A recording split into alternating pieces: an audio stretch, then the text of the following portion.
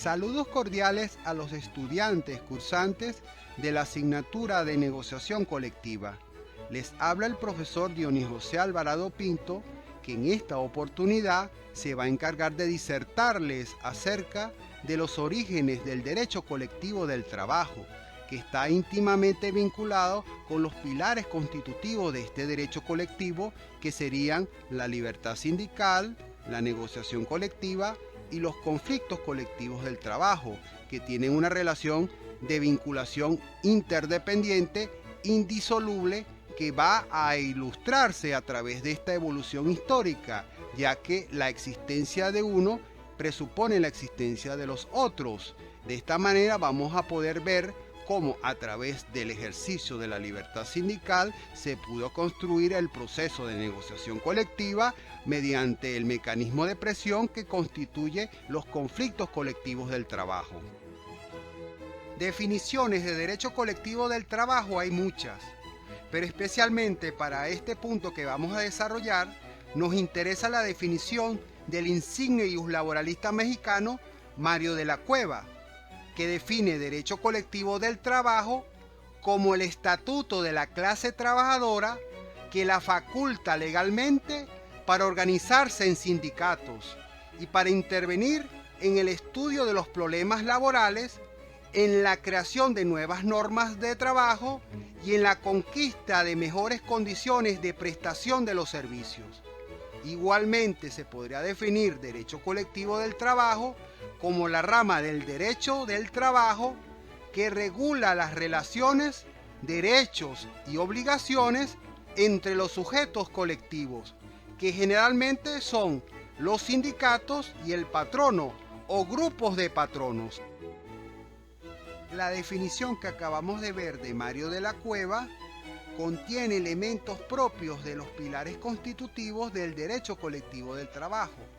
como por ejemplo el de la libertad sindical expresado en la posibilidad de organizarse a través de los sindicatos, pero hay que acotar que históricamente este derecho no era reconocido como es actualmente, sino que constituye una conquista de la propia clase trabajadora que en un principio tuvo que unirse, agruparse colectivamente al margen de la legalidad, que no solamente no reconocía a los sindicatos, sino que incluso se llegó a prohibir. Y eso es lo que vamos a ver a continuación sobre la evolución histórica del derecho colectivo del trabajo expresado en los actores fundamentales, que serían los sindicatos.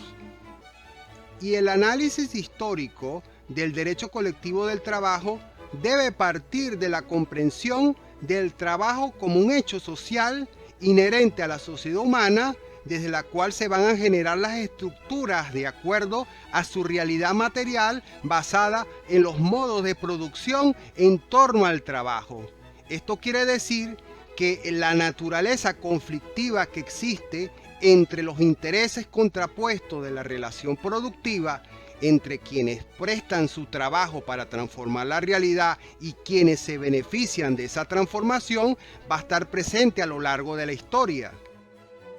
Por citar un ejemplo, según expresa el maestro Mario de la Cueva, el primer conflicto en torno al trabajo se encuentra registrado en el 1990 a.C., en la antigua civilización egipcia, cuando el faraón ordenó a los ladrilleros que hicieran ladrillos sin paja, lo que implicaba un mayor esfuerzo para la producción de los mismos y por tanto una desmejora de las condiciones de los trabajadores, que inició una de las primeras huelgas registradas en toda la historia. Pero a pesar de que esos conflictos de intereses se generan a lo largo de la historia, a los efectos de esta asignatura nos interesan los que vienen derivados del proceso de revolución industrial que trajo consigo el capitalismo, porque ahora ya no es el régimen de trabajo esclavista el imperante, ni el régimen de trabajo feudal, sino es el régimen en el cual el trabajador se ve en la necesidad económica de vender su fuerza de trabajo al detentador del capital, el cual la va a comprar a los efectos de producir los bienes y servicios para lograr la acumulación del capital.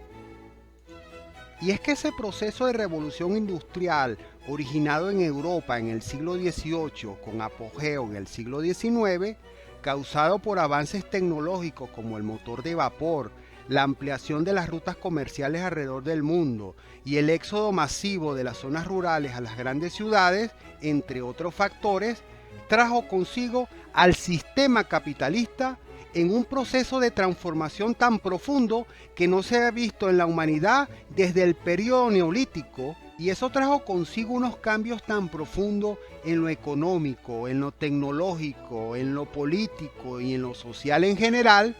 que generaron una nueva clase trabajadora que requería vender su fuerza de trabajo a cambio de un salario para poder sobrevivir. ¿A quiénes? A los detentadores del capital, que compraban esa fuerza de trabajo para organizarla y producir los bienes y servicios a los efectos de acumular mayor capital. Y ese estado de cosas generó la necesidad de esa nueva clase obrera de organizarse colectivamente para poder enfrentar el proceso de explotación y obtención de la plusvalía de parte de los ostentadores del capital.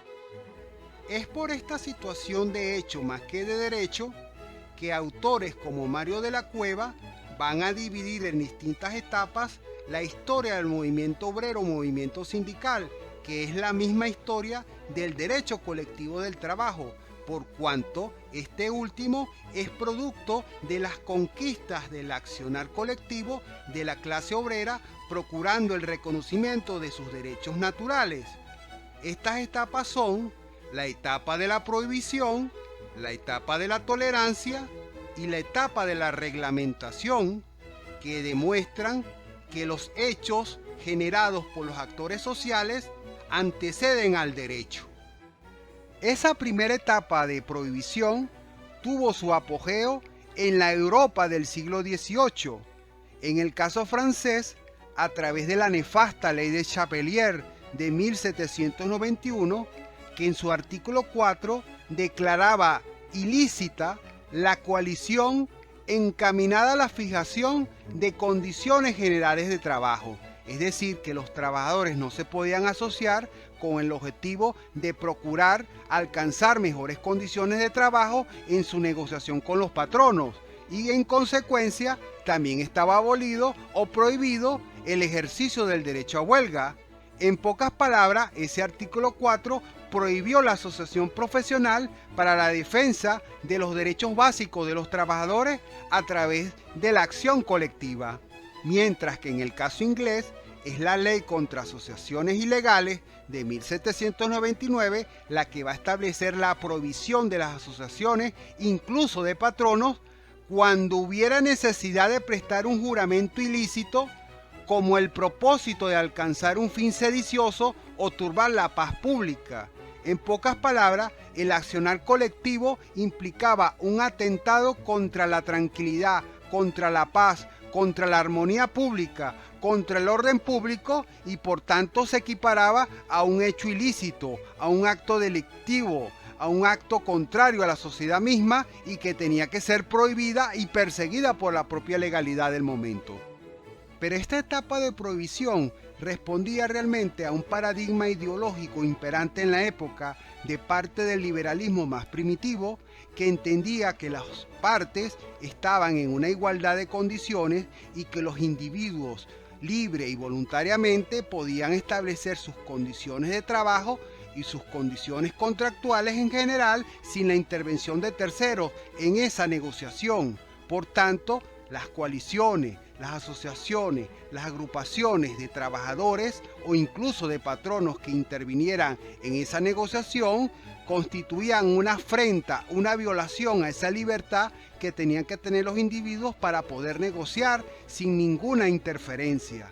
Pero la práctica dio al traste con esta creencia, porque realmente se establecieron verdaderos contratos estándar, es decir, contratos de adhesión, como un reglamento de trabajo en el cual los trabajadores tenían que adherirse a un contrato ya predeterminado por los propios patronos, en los cuales el trabajador no tenía ninguna posibilidad de modificar las cláusulas que lo componían para su beneficio. Es decir, que la negociación entre iguales era una mera ilusión.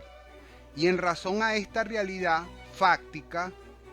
Los estados que en un principio comenzaron a prohibir las agrupaciones y las asociaciones de trabajadores para la mejor defensa de sus derechos, en virtud de la enorme conflictividad social que generaban estas injusticias, comenzó a tolerar de hecho la existencia de dichas organizaciones a pesar que no las reconocía en el propio ordenamiento jurídico, es decir, que no había un reconocimiento propio del sindicato como una persona jurídica, como un actor legal dentro del ordenamiento jurídico, pero se permitía en los hechos que pudieran actuar a los efectos de combatir esas inequidades que atentaban contra la paz social.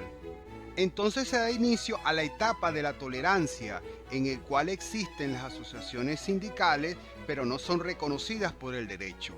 En el caso inglés, en la ley de 1824, finalmente se reconocen los sindicatos, pero no se reconoce el derecho a huelga. Es decir, que todavía el derecho colectivo del trabajo en su triangularidad no había sido reconocido, sino que posteriormente se logró esa conquista. Pero en el caso francés, esta etapa de tolerancia fue más tardía,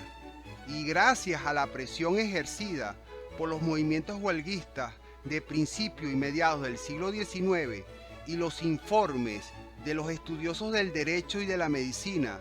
describiendo las terribles condiciones a las cuales eran sometidos los trabajadores por estos parámetros impuestos unilateralmente por el patrono gracias a su poder negocial económico, es que finalmente en 1864 se reconoce el derecho de la Asociación de los Trabajadores para defender sus conquistas y condiciones laborales. Sin embargo, con una restricción al ejercicio de derecho a huelga que todavía era contemplado como delito en el Código Penal francés. Y es finalizando el siglo XIX cuando finalmente las asociaciones sindicales obtienen el pleno reconocimiento de los pilares constitutivos del derecho colectivo del trabajo, es decir, la libertad sindical para asociarse, para ejercer la acción colectiva, la negociación colectiva como mecanismo para establecer contratos que generen mejores condiciones laborales para los trabajadores y el derecho a los conflictos colectivos o la huelga a los efectos de presionar al patrono para que ceda en esas mejores condiciones laborales para los trabajadores. En este sentido, en Inglaterra se dicta la ley de los sindicatos en 1871 y en el caso francés en 1901 con la ley de asociaciones profesionales. En resumen, la evolución histórica del derecho colectivo del trabajo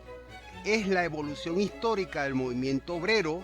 ya que una es producto de las conquistas de la otra. En este sentido, el movimiento obrero y sus conquistas lograron generar un derecho colectivo del trabajo que es referido a los grupos, que es correctivo de las desigualdades, que acepta la acción directa como lícita, es decir, la huelga, que procura la paz laboral mediante la negociación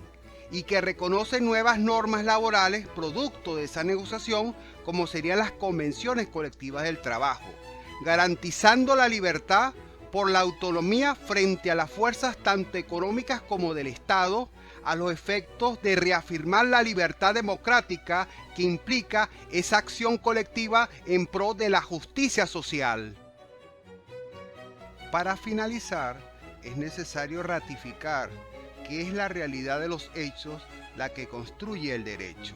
En este sentido, el derecho colectivo del trabajo es producto de esos hechos que los actores sociales, que los actores laborales han materializado en la realidad. Bueno, hasta aquí nuestra disertación en este punto. Hasta una próxima oportunidad. Hasta luego.